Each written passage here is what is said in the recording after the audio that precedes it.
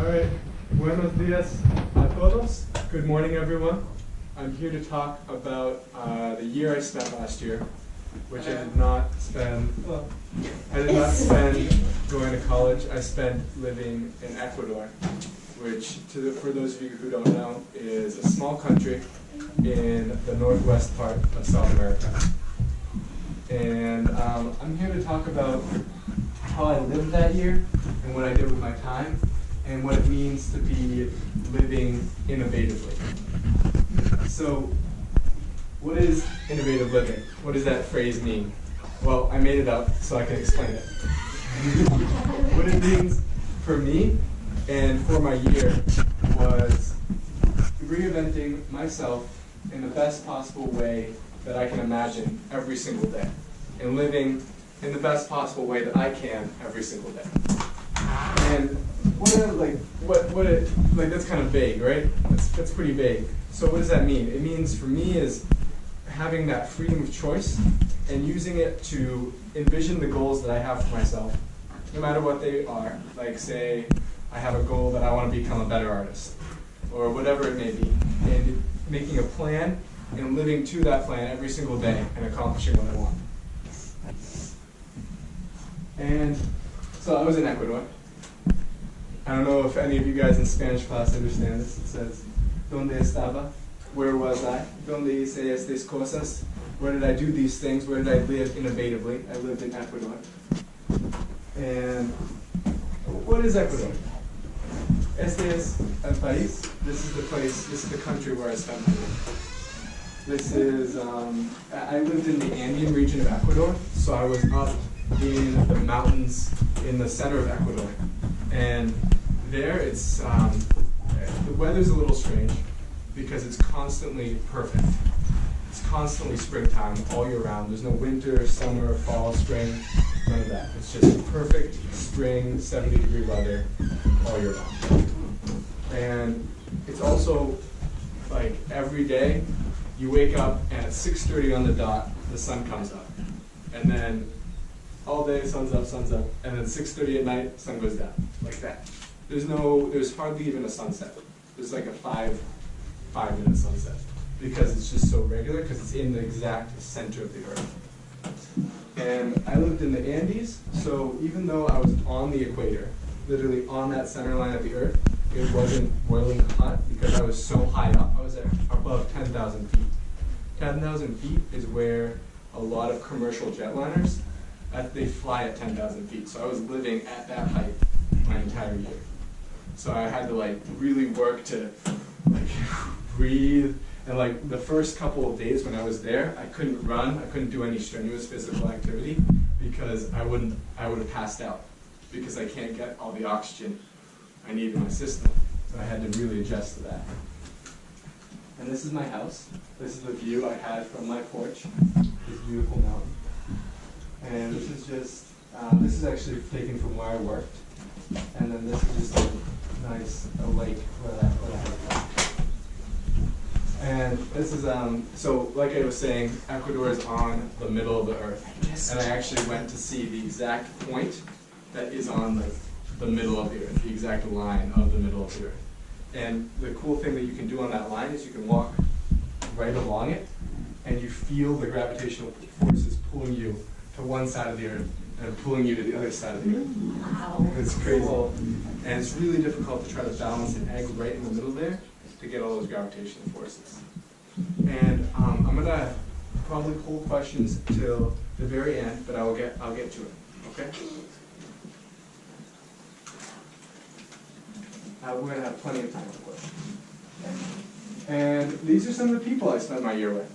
This right here, this is my family. I lived with a host family for the whole year. So I didn't know these people before I went there, and I met them, and throughout the year, they became my family. They were like my parents. It was crazy. But now I feel as if they really are my family. It's like I have two families. I have one here, and then one that live in Ecuador. And this is them. And this is my town. And then this is one of my best friends who I was with in Ecuador. This is my little sister. And then this is my capoeira teacher. Who knows what capoeira is?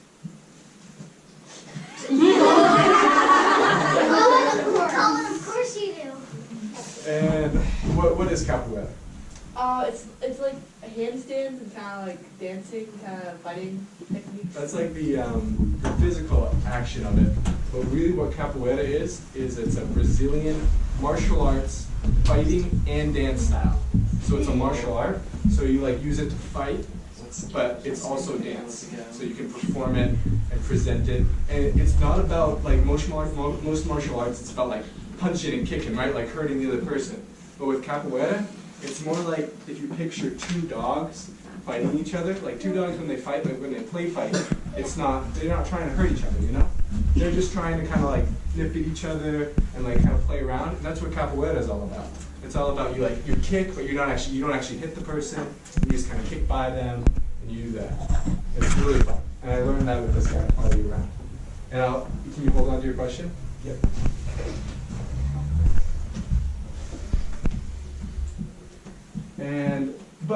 So I was there. I was in this beautiful place, amazing people, but I had a problem. Todavía tenía un problema. Still, I had a problem. I had a lot of free time and so many possibilities, but I had to choose what was I going to spend this year doing. I had this amazing year off after high school, before college, and how was I going to spend my time? So what I decided to do was to get really in touch with Ecuadorian culture. I wanted to learn all about how the people live in this country. So how did I do that? I decided to hablar con extranjeros. I decided to talk with strangers. So that seems like a bad idea, right? You're not supposed to talk to strangers. That's what your parents always say. And I completely agree. You shouldn't talk to strangers. I had two things going for me in Ecuador, though. One, I'm 19 years old. I'm 6'1". The average height of people in Ecuador is like 5'4". So I wasn't exactly in like, I was pretty intimidating. And thirdly, I would never talk to strangers in like a secluded place. I would always talk to them on a public place.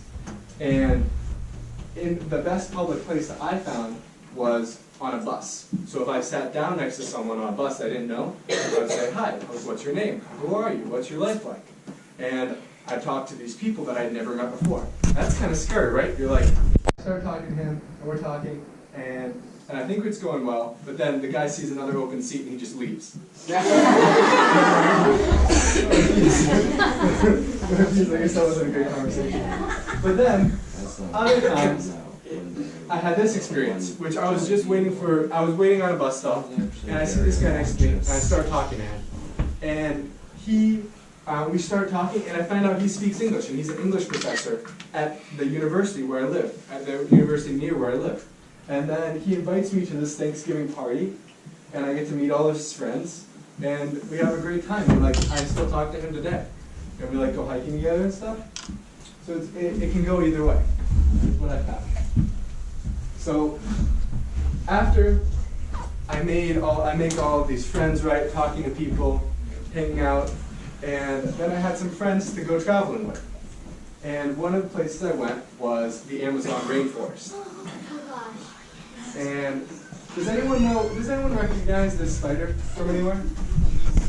No, not quite.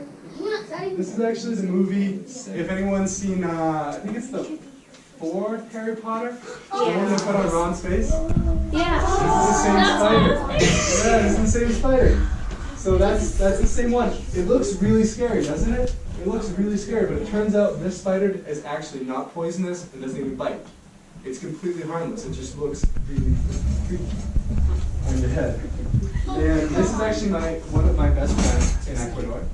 And she had that spider on her face.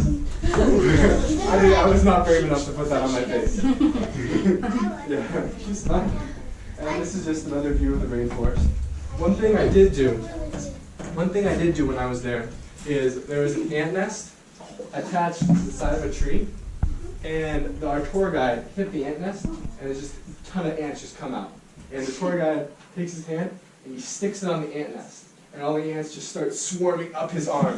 Just swarming like a sleeve, just growing up his arm. And he takes it off and then sweeps off all the ants. And he's like, here, smell. And we smell it, and it smells exactly like bug spray. Because it turns out the ants, when you kill them, they're like insides basically are a natural bug repellent. So I look at my friend Dale across the way, and we're both like, all right, 1, 2, 3. And we both stick our hands on the ants at the same time. And the ants just swarm up, and we're like, oh crap, oh man, oh man, what do we do? And so we sweep it off, just like the tour guide did, but we're not as good at it. So a few ants got into my shirt.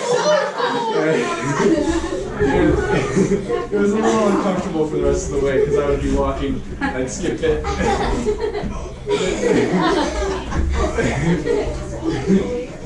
And then I didn't have any bug bites on my arm, so it worked as a natural bug. The other place I went was Cuenca, Ecuador. And this trip actually, I was planning on going to it with my best friend, right? My best friend Renee, who is from Mexico and went to Ecuador with me. And he was like, all right, we're gonna do this trip, it's gonna be great. And then he didn't figure out any of his forms or anything like that, so he couldn't come. But I was like, no, I'm gonna go anyway.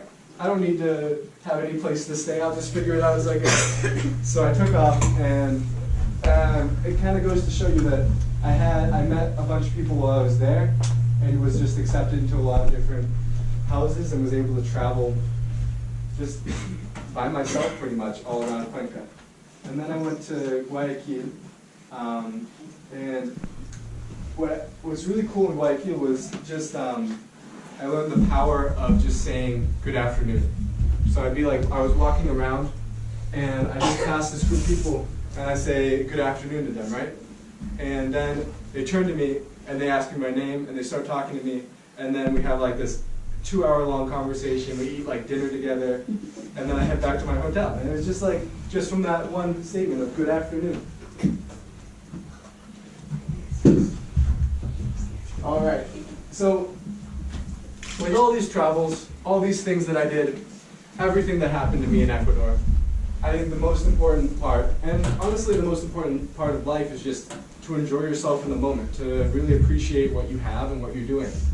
And these are a few moments where I was really enjoying myself.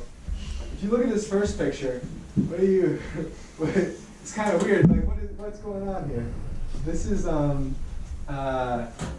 the celebration of New Year's in Ecuador. So this guy right here, this is Atticus, my name, me, and this is Atticus number 2. And my family decided, my host family there, decided to build this effigy of me and burn it on New Year's. Okay. Is that a compliment? It is actually a compliment. In that culture, it is actually really good luck to have this effigy of you burned on New Year's. What it means is that they're burning away all of the like the bad of the last year, all of the bad experiences that you have, and burning it all away and leaving you like renewed for the new year. So they built this of me, and we burned it. Another custom of the new year is called it's called it's like brujas, yeah. Like it's lots of guys will get these really colorful wigs and dress up as women during the New Year's, and then walk around and just like dance really silly and like these just crazy colorful wigs. So that's me, my host sister, and my other host sister dressed up for New Year's. And then I made, this is another day. Has anyone heard of Day of the Dead? Yeah. So this is the Day of the Dead celebration in Ecuador. Except they don't call it Day of the Dead, Dia de los Muertos. They call it Dia de los Difuntos, which is more like Day of the Deceased. But it's the same thing. And we made this giant thing of bread. We cooked all of that bread, and I made like, they make all these different like little bread people and like bread dragons and just crazy bread shapes. And that's what I was doing in that picture. And that was hard. That was really hard to mix all that dough. I had to like, I was sweating. Like, I was sweating, but I was mixing the dough, so I was like trying not to sweat. How did you get to Ecuador? Okay, So I took a plane, but I think to answer your question more completely, when I was graduating from high school, I applied to a bunch of different colleges, but then I also applied to this program called Global Citizen Year. That is a gap year program. And I got into that program, and they got my plane ticket, and they trained me and gave me classes and everything, and then sent me to Ecuador. You know the name of the mountain that you're staying on? Yes, I do. So that mountain picture right at the beginning is actually called Imbabora. What does that mean? Now, what does that mean? I think it's a native tongue, so it's actually not in Spanish, the name, it's in Quechua. So I don't know what it means. Why did you go to Ecuador? That's a good question. I think I went because I worked really hard on my academics, and I worked really, really hard all throughout high school and got really good grades. But then afterwards I was like, wow, I'm really tired of just doing school all the time. So I would do like 6 hours of homework every night. So I wanted to do something different and experience something different. And I thought going to Ecuador would allow me allowed me to work and kind of live and just make friends and focus on that part of my life. Yep. What's up? What do you do most of your life in Ecuador? Most of my life, actually, that's a good intro for this. Most of my life I spent teaching dance classes. So I was paid as a dance teacher to teach, I taught ballet, contemporary jazz, salsa, capoeira, all of that. Yes. What did they eat for food? What did you eat? So I ate the traditional food, which was, right here, it's actually, you'd think it would be more exciting, but Ecuadorian food's a little boring. It's rice with potatoes, and then some chicken, and that's that. That sounds good. Yeah. But that's only on the good days, because chicken's like lobster to them. It's like the fanciest food. It's like super fancy. So they only eat chicken every once in a while. Most of the time you're gonna get rice with like lentils and potatoes, or maybe just rice and potatoes if you're unlucky. Or they have this food called chochos, which I don't even know how to describe, but it's really good. You said you applied for a bunch of different colleges. Were they okay to keep you like on their list for a year? Yes. When you went to Ecuador? Yep, they were. So I ended up choosing the college Swarthmore. And all I did was after I got in, I sent them an email saying, hey, I'd like to defer this year. Can I do that? And they were like, yeah, you're all set. And I didn't have to do anything to reapply. And I'm in and going there next year. And what was your favorite thing to do in Ecuador? My favorite thing was probably to hang out with my Ecuadorian host family. I just we'd sit like on the couch after dinner and kind of rub our tummies, watch TV, and then like maybe do like some gymnastics. My sister was really into gymnastics, so we'd just play. It was really fun. What time did you go to bed? I actually went to bed pretty early when I was there. I went to bed around 9 or 10 o'clock.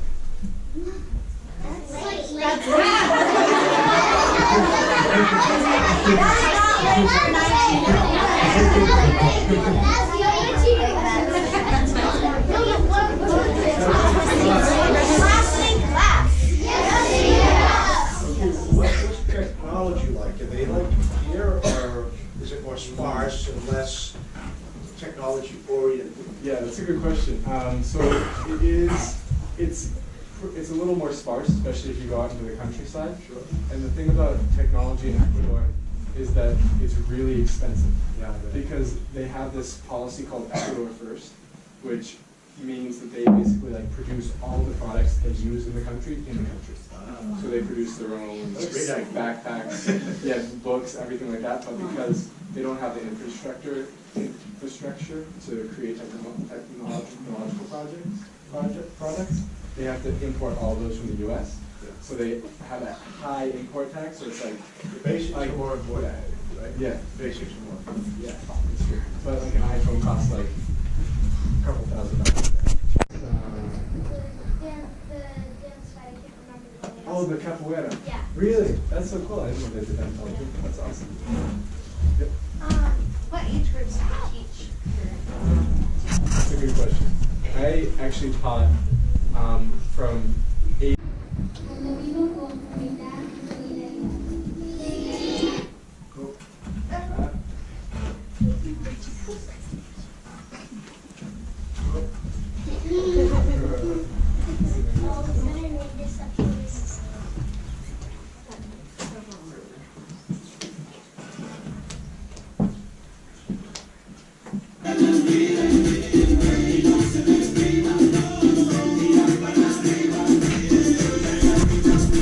Question of what I did for most of my time. And now I was wondering if you guys would be interested in learning a little bit of that dance. Yeah. All right. What do you guys think? Should we, if we're gonna do a little bit of dance, should we do it in here or outside?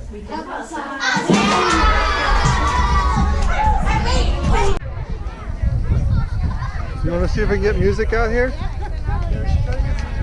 I'll go put it on loud and see what we got. See if we can hear it.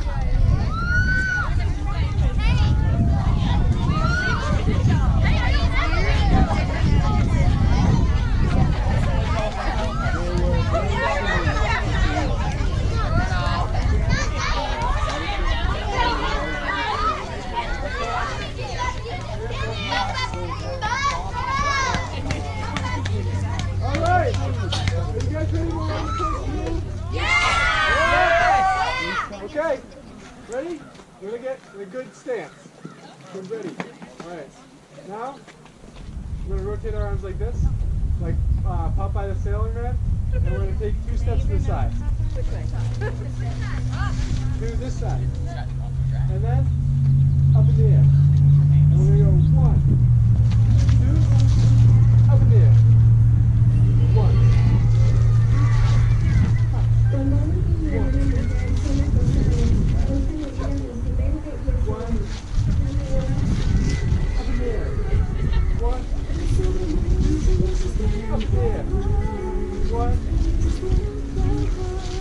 You've got this down, mister. Good boy.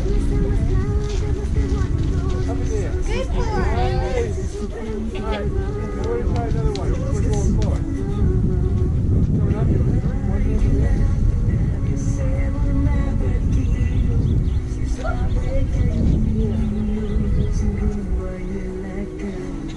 Both hands up in the air. To the sky. And now, 1 hand up in the air. Other hand up in the air. And both hands up in the air. Alright. Now, what's the next thing? Oh yeah. We're going to go up, down, up, down.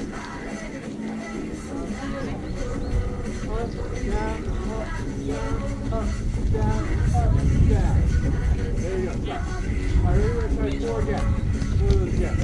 1, 2, 3, 4. All right, you guys got that move down? You want to do it again? You got it down? Okay. Then, what we're going to try to do is split it up into 3 groups. Let's do it in 3 groups.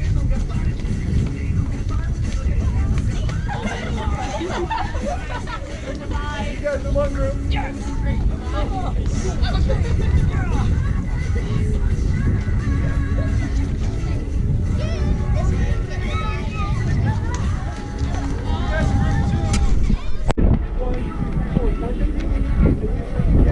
Show you up in the dance, right? You gotta catch it. So, you guys are gonna go 1, 2, Turn this off for now. 3, 4, and then you're gonna punch back this down there. And then you guys are the last one. You're like, hey, you can't touch the front. Here we go. 1, 2, 3, 4, and you point back at that first group. Boom. And that's it. Then we start over again. So what do you guys think? Can we do all those steps? Yeah. All right. Let's start off then. Everyone getting your good dance stance? Boom. We're going to start going to the left. 1, 2, 3, 4. 1, 2, 3, 4. 1, 2, 3, 4. 1, 2, 3, 4. And 1 arm. 2. both arms. And now, that group's going to start off with arm reaches, and the rest of us are just going to go like this, like a gangster.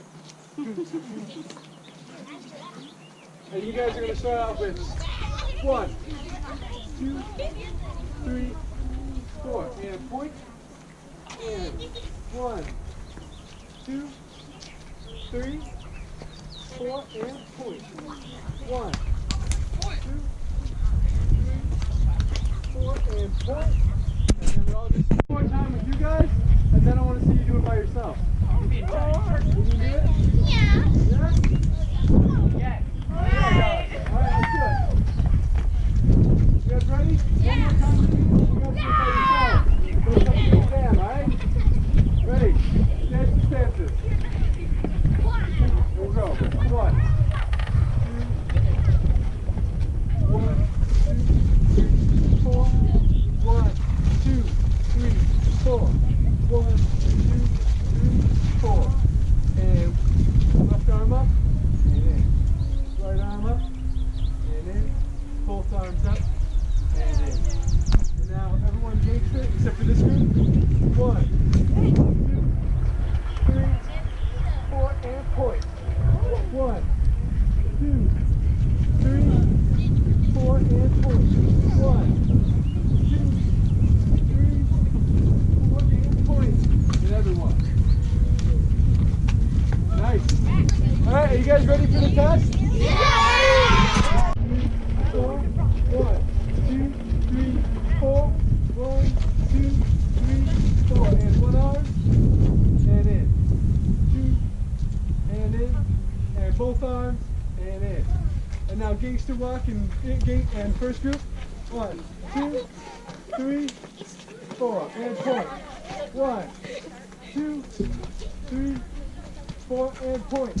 1, 2, 3, 4, and point. Nice! Bravo!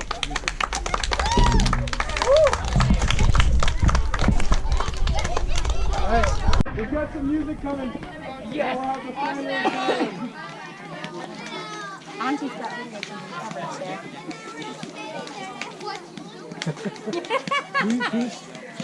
You might have found yourself a new spot for graduation. Over there. Alright, so you gotta get that That's right. to start off. And then we're going to take our right foot back first. Just take it back, and rock back, and then rock forward. And step here. So and then we're going to take our left foot back, forward, step.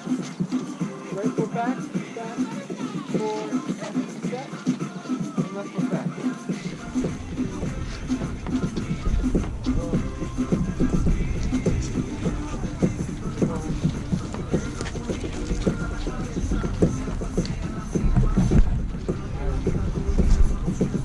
One foot back.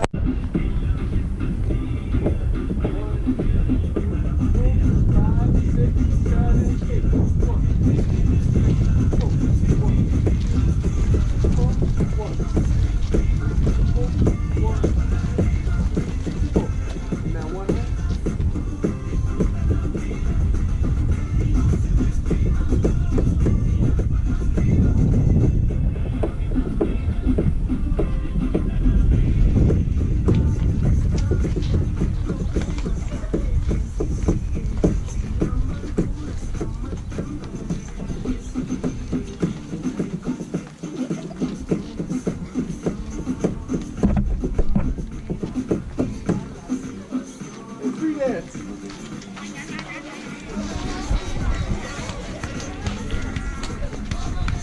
All right. Good job, guys. Nice job. Woo! Encore.